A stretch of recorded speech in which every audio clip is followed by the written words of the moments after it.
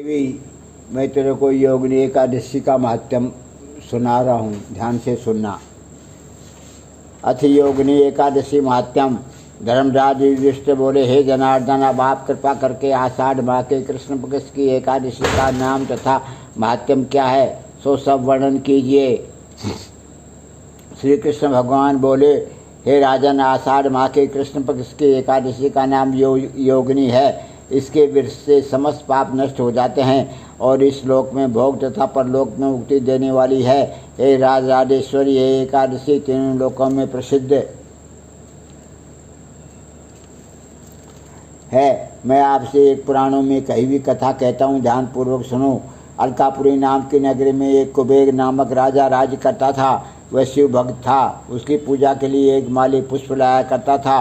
उसके विशालाक्षा नाम की अत्यंत सुंदरी स्त्री थी। एक दिन वह मानसरोवर से पुष्प ले आया, परंतु कामासक्त होने के कारण पुष्पों को रखकर स्त्री के साथ रमण करने लगा। स्त्री के साथ रमण करने लगा और दोपहर तक नहीं आया।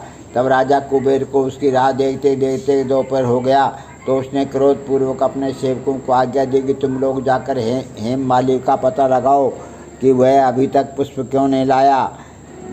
जब यक्षों ने उसका पता लगा लिया तो वे कुबेर के पास आकर कहने लगे, हे राजन, वह माली अभी तक अपनी स्त्री के साथ रमण कर रहा है। यक्षों की इस बात को सुनकर कुबेर ने हेममाली को बुलाने की आज्ञा दी। हेममाली राजा कुबेर के सम्मुख डर से कंपकपाता हुआ उपस्थित हुआ और प्रणाम किया।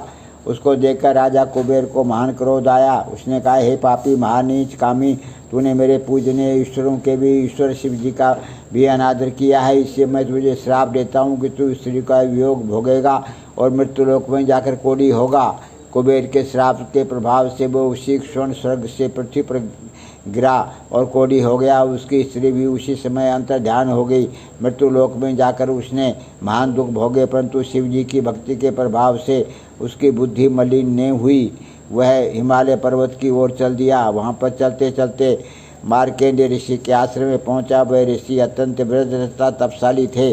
उनको देखकर वह हेममाली वहाँ गया और उनका प्रणाम करके उनके चरणों में गिर पड़ा।